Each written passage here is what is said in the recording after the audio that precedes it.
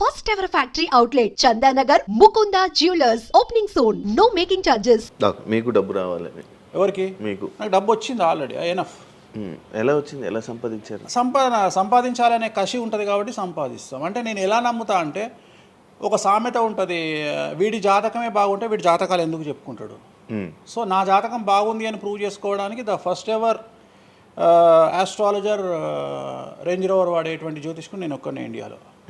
So అన్ని luxuries లైఫ్లో enjoy చేస్తేనే వేరే వాడికి మనం మాట్లాడేటువంటి రైట్స్ ఉంటాయి అనేటువంటిది ఉద్దేశం నాది. ఓకే, ఎగ్జాంపుల్ చెప్తా. ఒక తండ్రి ఒక 10 ఫోటోలు, ఒక Tendulkar photo, Modi photo, Amit Shah photo, ఒక ప్రముఖ హీరోయిన్ నయనతార ఫోటో, లేకపోతే ఒక రేవంత్ రెడ్డి ఫోటో, చంద్రబాబు నాయుడు ఫోటో, ఇట్లన్నీ తీసుకెళ్ళి పెట్టి ఇంట్లోకి వెళ్ళి తన కొడుకును పిలిచి, ఈ ఫోటోల్లో నువ్వు ఎవరు కావాలనుకుంటున్నావు అని అడిగితే వాడు అక్కడ ఉన్నటువంటి ఫోటోల్లో ఏదో ఒక ఫోటో పిక్ చేసుకుంటాడు. కానీ ఏ కొడుకు కూడా నీలాగా కావాలనుకుంటున్నా నాన్న అని చెప్పాడు. ఆ సిగ్గు వీడికి ఉండదు, అలా పెంచగలిగినటువంటి తత్వం వీడికి ఉండదు. సో నేను ఆ టైపు కాదు. నా కూతురు కానీ నా కొడుకు కానీ నీలాగా పెరగాలి నాన్న, నీలాగా నేను ఒక రోల్ మోడల్ అయితే నాన్న అనిపించుకునేటువంటి పరిస్థితి ఉన్నది. మీ ఫోటో కూడా పెడతారు అక్కడ? పెట్టను, నేను అసలు పెట్టను. నా కూతురే ఇవన్నీ నాకు వద్దు అని ఇట్లా పక్కకు జరిపి నేను నీలాగా తయారవుతా అని చెప్తుంది నా కూతురు. So that is my aim. So aim కదా సక్సెస్. నేను ఇవాళ నా కూతురు నన్ను చూస్తే నా తండ్రి నాకు రోల్ మోడల్ అని చెప్తుంది. రోల్ మోడల్ అని చెప్పాలంటే అన్ని రకాలుగా ఉండాలి. మనము ఒక కూతుర్ని చూసుకునే విధానంలో ఉంటుంది, ఒక భార్యను చూసుకునే విధానంలో ఉంటుంది. అలాగే సామాజికంగా మనం మన కూతురికి ఏమి ఇస్తున్నామో, కొడుకుకి ఏమి ఇస్తున్నాము, సమాజంలోకి వాళ్ళని ఎట్లా వదులుతున్నాము అనేటువంటిది కూడా అది ముఖ్యమైనటువంటి విషయం. సో ఇవన్నిటికీ సంసిద్ధతను వ్యక్తం చేయాల్సినటువంటి పరిస్థితి, వీటిని తయారు చేయాల్సినటువంటి పరిస్థితి నా మీద ఉంటుంది. సో నన్ను ఫస్ట్ ఎవరు కూడా క్వశ్చన్ చేయడానికి వీలు లేదు. అంటే నా దగ్గరకు వచ్చేవాడు, వేణుస్వామి నీ జాతకం బాగుంటే నువ్వు జాతకాలు ఎందుకు చెప్పుకుంటావు.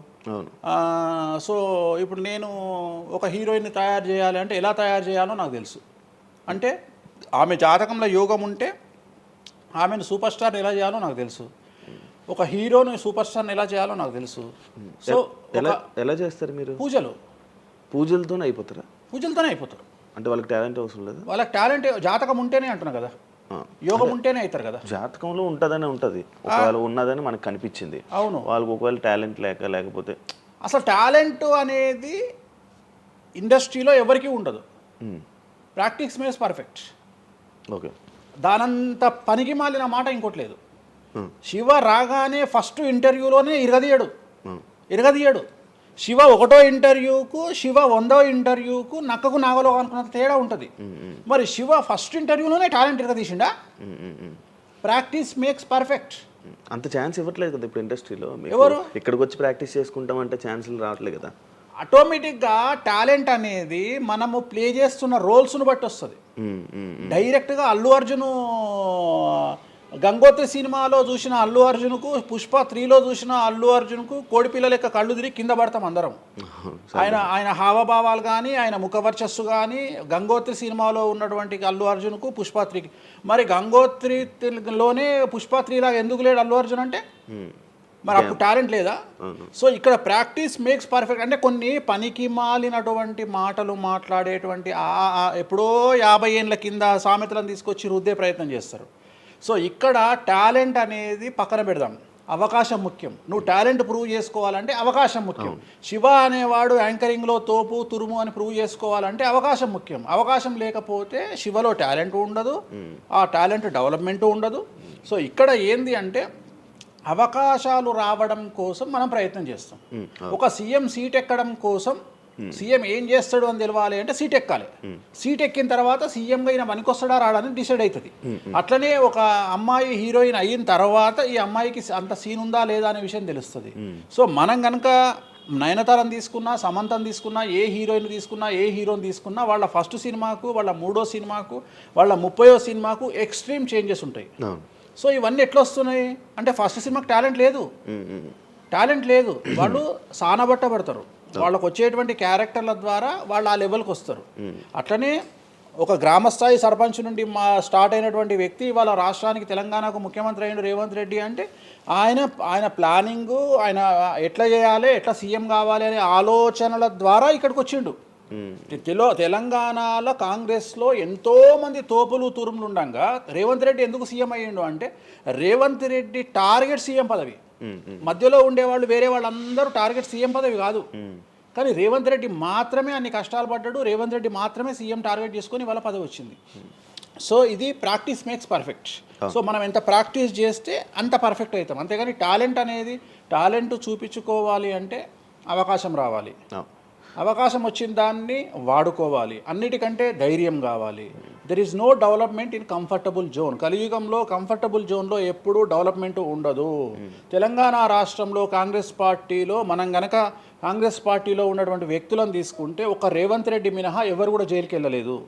రేవంత్ రెడ్డి జైలుకు వెళ్ళడానికి కూడా సంసిద్ధత వ్యక్తం చేసినాడు, అలాంటి ఫైటింగ్ చేసినాడు. అంటే కంఫర్టబుల్ జోన్ దాటి రిస్క్ జోన్లో ఫైట్ చేయడం వల్ల ఇవాళ సీఎం అయినాడు. మిగతా వాళ్ళందరూ ఎక్కడనో దగ్గర భయపడ్డమో బాధపడ్డమో వెనకడుగు వేయడం వల్లనో వాళ్ళు అక్కడనే ఉండిపోయారు. ఈయన మాత్రమే జైలుకు వెళ్ళి మరీ ఫైట్ చేసి వాళ్ళ సీఎం అయ్యాడు. అంటే ఎవరైతే కష్టపడతారో వాళ్ళకు ఫలితం దక్కుతుంది, ఎవరైతే కంఫర్టబుల్ జోన్లో ఉంటారో వాళ్ళు కంఫర్ట్ లెవెల్ అట్లనే ఉంటుంది. సో సమాజంలో మనం బయటికి వచ్చి ఫైట్ చేసి అన్నిటినీ ఎదుర్కొని 10 మందితో దొబ్బులు తిని సోషల్ మీడియాలో దొబ్బించుకొని కింద కామెంట్లు పెట్టించుకొని బండనాయదవా దొంగనాయదవా అని కామెంట్లు పెట్టించుకొని సో ఇవన్నీ ఓవర్కమ్ అయ్యి సమాజాన్ని అర్థం చేసుకొని ఓహో వీళ్ళంతా పనికి మాలిన వెధవలు కామెంట్ల రూపంలోనే ఉంటారు అని మనం ఫైట్ చేస్తూ ముందుకు వెళ్తేనే మనకు లైఫ్ దొరుకుతుంది. ఇప్పుడు రేవంత్ రెడ్డి గారి గురించి మాట్లాడారు కాబట్టి ప్రజెంట్ జనాల్లోని నెగిటివిటీ నేను ప్రిడిక్షన్స్ని కానీ వేరే వాటిని చెప్పట్లా. నేను ఒక మంచి విషయాన్ని తీసుకొని మాత్రమే చెప్తా ఉన్నాను. నేను మంచి విషయాన్ని మాత్రమే తీసుకొని చెప్పాను. వేణుస్వామి గారు ఎప్పుడు అంటే లైక్ ఇందాక మాట్లాడుతున్నట్టే హీరోయిన్లు మనం టాలెంట్ ఉన్న వాళ్ళు చేస్తారు. ఎక్కువ వేణుస్వామి దగ్గర చేసుకున్న యాక్టర్స్ అమ్మాయిలే ఎందుకు వచ్చి చేయించుకుంటుంటారు పూజలు వేణుస్వామి గారి దగ్గర? ఒక రాజు కావాలంటే రాజ్యం కావాలి,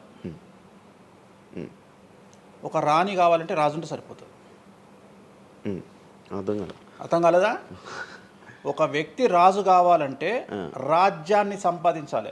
రాజ్యాన్ని సంపాదించాలంటే సగం జీవితం సంక నాకిపోతుంది ఒక వ్యక్తికి. అంటే శివ అనే వ్యక్తి ఒక 100 కోట్ల రూపాయలు సంపాదించాలంటే సగం జీవితం సంక నాకిపోతుంది. అవును, రైట్. కానీ శివను పెళ్లి చేసుకోవడానికి ఒక అమ్మాయికి మ్యాక్సిమం 10 మినిట్స్ చాలు.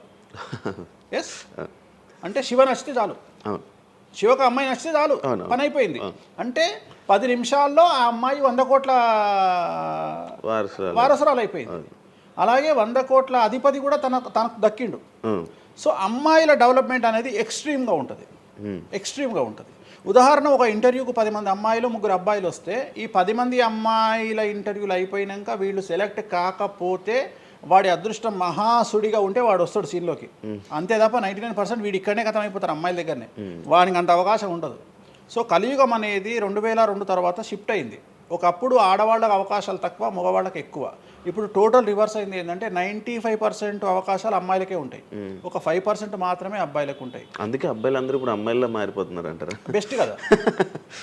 ఇప్పుడు మొత్తం జెండర్ అంతా మారిపోయింది. కారణం ఏంటంటే అమ్మాయిలకు ఉండేటువంటి వెసులుబాటు అబ్బాయిలకు ఉండదు.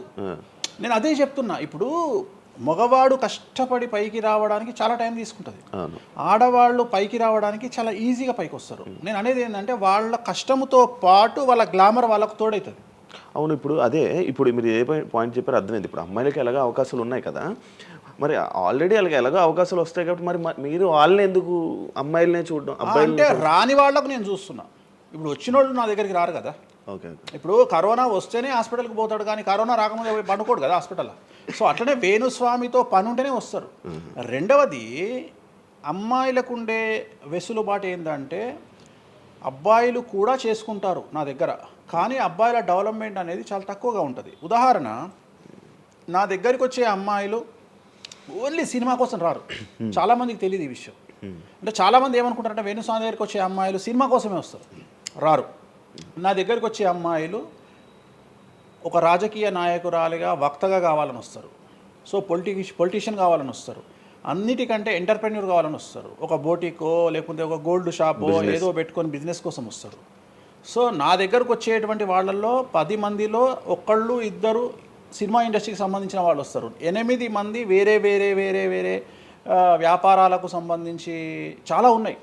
ఇప్పుడు లైసెన్సింగ్ చేసే వాళ్ళు ఉన్నారు, చాలామంది తెలియదు. ఇప్పుడు ఢిల్లీలో లైసెన్సింగ్ చేసే వాళ్ళు 100 మంది అమ్మాయిలు ఉన్నారు నాకు తెలిసిన వాళ్ళు. అంటే పెద్ద పెద్ద కాంట్రాక్ట్లు ఇప్పించేవాళ్ళు, పెద్ద పెద్ద వాళ్ళు. సో అలాంటి వాళ్ళు నా దగ్గరికి ఎక్కువగా వస్తారు. అంటే నా దగ్గరికి వచ్చేవాళ్ళు ఈ ఉద్యోగాలు చేసుకునే వాళ్ళు ఇలాంటి వాళ్ళు రారు. నేనేమంటానంటే job is a biggest scam in the world. ప్రపంచంలో ఉద్యోగం అనేది అతిపెద్ద స్కామ్. సో దాన్ని ఇప్పుడు ఒక కోతి ఉంది, ఆ కోతికి మీరు డజన్ అట్టిపళ్ళు ఇవ్వండి, ఒక 2,000 రూపాయలు ఇవ్వండి, అది డజన్ అట్టిపళ్ళే తీసుకుంటుంది.